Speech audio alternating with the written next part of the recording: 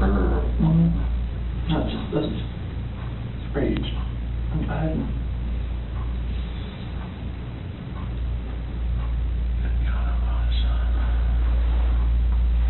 I got nightmares in my head, I fear thoughts build up until I can't feel that my mind fills up into a creature, and it haunts me somewhere much deeper. I got nightmares in my head, I fear. Hello and welcome to True Crime Rocket Science, the most authentic voice in true crime. We've been sitting with the Chris Watts case, and as is becoming abundantly obvious, there are more and more what the F moments associated with this case. And as part of the process of just doing research around the first mentioning of the word choke and smothered and strangled, I stumbled upon something that made me go, what the F? And it's something we've all seen, but I'm not sure whether we've sort of seen it in the way that I guess it should be seen. Now, I'm going to speak for a short while, and then I'm going to let you guys listen to the footage. And this is following where Chris Watts confesses to his father, then his father mentions a lawyer, the agents rush back in, and then Watts sort of, with his head bowed, sort of goes through everything with the agents, and every now and then Agent Tammy Lee sort of prods him for some more information, and then he gives a bit more information. When I came across this particular clip, I actually thought it wasn't accurate. In other words, the clip where you see Ronnie Watts looking at his phone while his son is admitting to his wife killing his daughters and him killing his wife. You know, when I saw the text underneath that and Ronnie looking at his phone, I thought, wow, that is what the F, right? When I went to source the actual content, I thought more than likely they've sensationalized this, and what you're literally going to find is that, yes, Watts did say this at one point, but it wasn't when Ronnie was looking at his phone. But the reality is he was looking at his phone. You know, a lot of us can't understand why Chris Watts is the way that he is. We can't understand that he doesn't show emotion. We can't understand that he behaves the way that he does. But when you see his own father sitting beside him, purposefully reaching for his glasses, carefully going through the phone, and you know what he's doing, he's looking for an image that implicates her in the crime. That's what his father was doing while his son is talking about killing her. So Ronnie hasn't taken very long, literally a couple of minutes, to go from surprise to not surprised and now trying to assist his son in pinning the murder on his wife. And it wasn't his wife, right? But Ronnie Watts is already coming to the rescue of his son in terms of this photo. It is pretty incredible. It's incredible to see his father sort of able to think so clearly under these circumstances, which would have anyone else compromised emotionally and have anyone else not on their phone but sort of having a human moment with their son and emotions. But it seems like Watts' emotions aren't real, his words aren't real, but even his father is in a calculated space at that very moment, which is quite interesting. Before I play the clip, there's another aspect I just want to emphasize, and it's on page 602 of the discovery documents. I'm going to go through it in reverse order. Ronnie asks Chris if Shanann was choking Cece and if Shanann killed Cece. Watts answered they were blue. Ronnie then asks both of them, and Chris says yes. Ronnie asked if Shanann choked both of them to death, and he said, I freaked out and did the same thing to her. Watts said he didn't call the police about what happened, and then Ronnie said, well, what did you do? Haul the bodies off or something? Watts said he didn't know what else to do and freaked out. and then Ronnie goes through it again. So Shanann choked both Bella and Cece, and he lost it and choked Shanann. And in all of these references, Ronnie uses the word choked, and there are 5 references in all, and in not one instance does Chris Watts use the word choke. In one of the last references, Ronnie clarifies with Chris, so he's putting it to Chris over and over again, did you choke Shanann? Did Shanann do this to the children? And when Watts admits it, he says, mm-hmm. He doesn't say, yes, I choked her. He says, mm-hmm. And it's important to bear in mind the semantics of choked, which Ronnie uses quite liberally. You know, did this person choke that one? Did that one choke that one? Again and again and again. And you can see Watts himself is reluctant to use the word. Instead, he says something like, I did the same thing. Right? If you go to one paragraph above, which is at the very top of page 603, that's where we actually get to the very first time Watts acknowledges in any scenario that Shanann had died and how she had died. And this is how it comes up. I'm going to read the discovery. Ronnie asked Chris if Shanann and the girls left after that, and Chris didn't answer. Ronnie asked if Shanann started hurting the kids, and Chris said they were. Ronnie told him to talk to him and tell him what happened. Chris whispered, she smothered them. They were smothered. So that is the first real admission from him. And look at the words that he chooses. Smothered. She says that Shanann smothered them. In the next paragraph, Ronnie is saying choked, but there's a difference between smothering and choked. Smothering implies unable to make a sound, and some other implement like a blanket or a pillow or something like that. Choking implies sort of just a handhold, right? Then Ronnie immediately asked, they what? And then Chris answered, she strangled them. So now Chris has already gone from saying she smothered them, they were smothered, to she strangled them. So now, just at this point, we now have 3 different words for the same thing. Smothered, strangled, and choked. Ronnie's confused by this, and so he asks, she smothered them, or choken them. So he's trying to get clarity. Did she smother them, or did she choke them? In other words, did she cover them in like a pillow, or did she kind of throttle them with her hands? And that's a term I'm using, where you put your hands around someone and you know there's that sort of jerking movement. And look at Chris's reply. He replies by saying, like, I didn't hear anything, right? So let's just go back to that. His father asked him, did she smother them or did she choke them? And what's his answer isn't she smothered them or that she choked them. He answers, like I didn't, as if he's saying, I didn't smother them or I didn't choke them. Ultimately, how he answers is he says, I didn't hear anything. It's almost as if he's correcting himself. And I think that is actually true, is nothing was heard. And that brings back the theory that they weren't choked, smothered or strangled, because if they were, that would have been audible. And even in the context of the crime, if he was doing that to one of the children, the other child would have heard it and woken up. The other child would have heard it and been distressed. And then there was also the risk of other people, witnesses, neighbors, hearing it.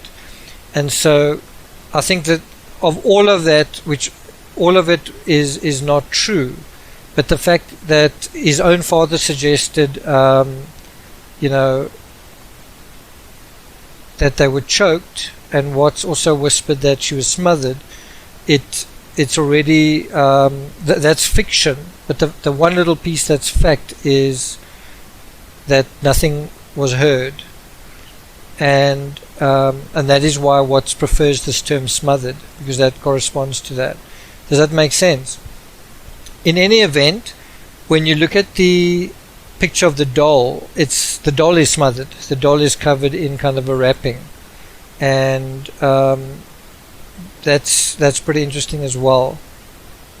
When the agent asks Watts what he thinks of that, he answers that Shanann thought it was a joke. She thought it was funny. Now, does he mean that in a real way, or does he mean that she was being threatening and sadistic, or whatever it is? It's quite an interesting question. In any event, listen to the audio carefully and watch the moment it comes up. Please subscribe, like, share a comment, and thank you for listening. Don't think anything less. What? Just please don't think anything less than talking about that.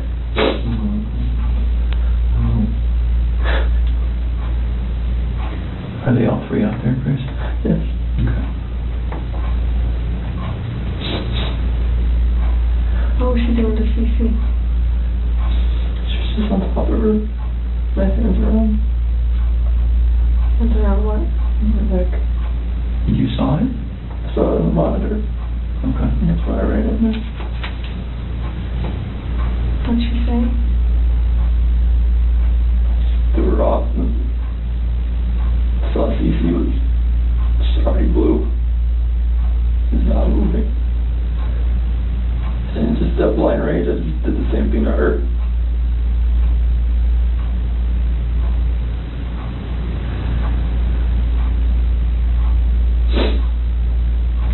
Did you ever go into Bella's room?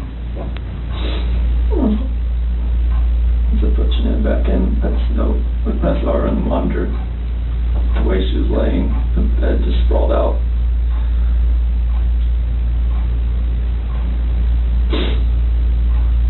Is that when you packed up their special stuff?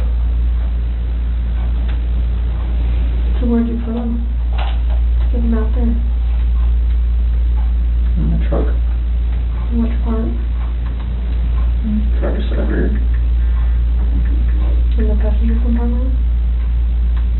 driver's side rear, right behind my seat.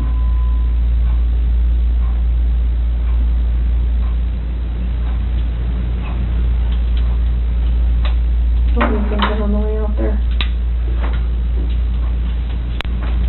There's, and the babies are gone.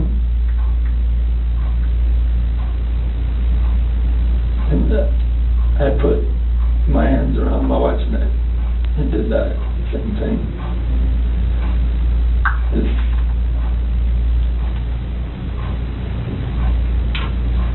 Did Shanann fight back at all when you did that? The rage that I had after seeing that, like, not much.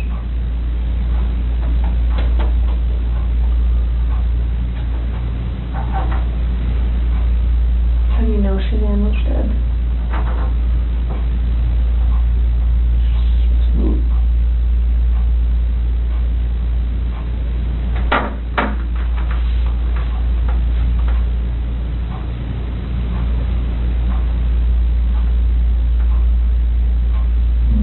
Yes, I think we got on her Facebook page, like 2 days ago.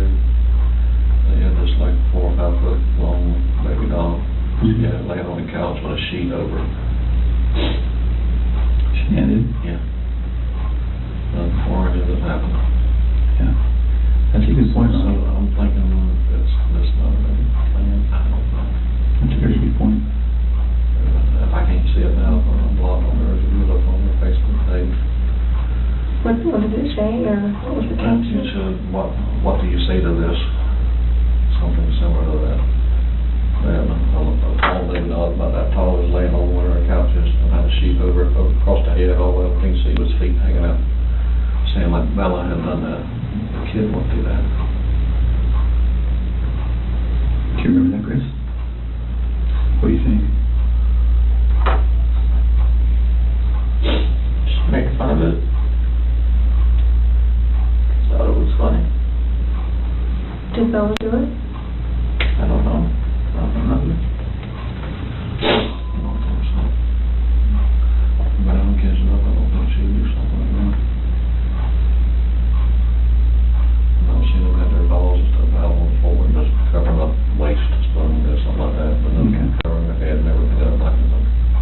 So unfortunately the audio is not great. It's not great as it is even in the original.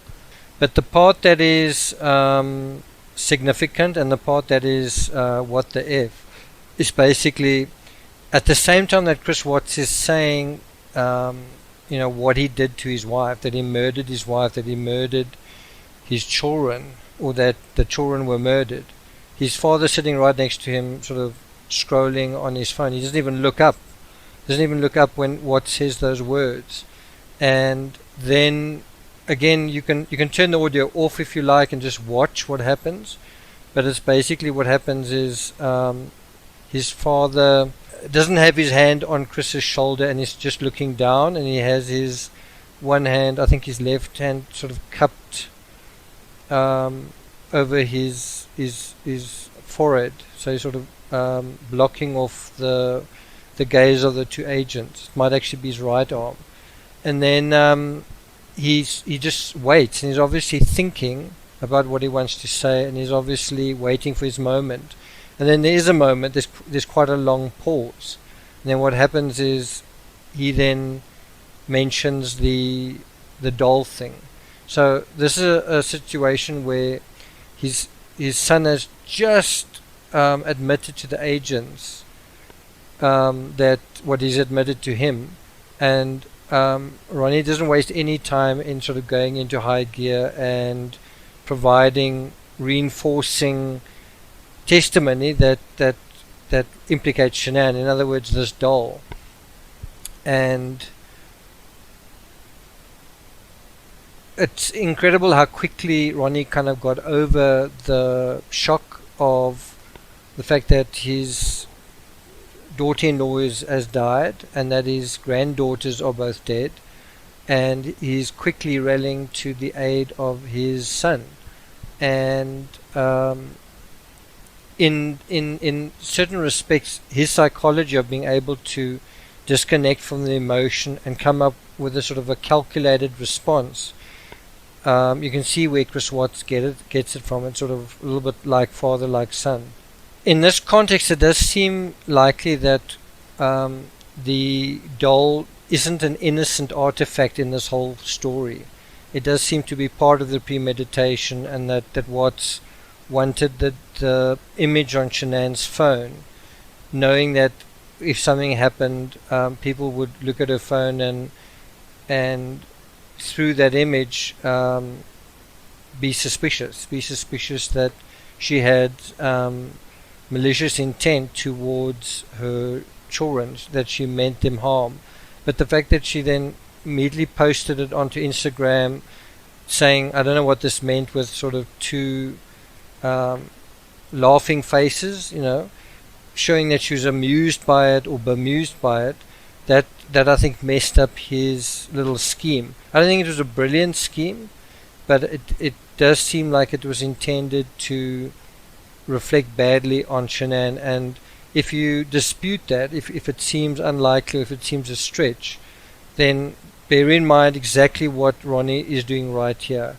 He's faced with the possibility that Shanann might be involved, and what does he do? He immediately goes to that image and he holds it up as proof to say, I think this was planned.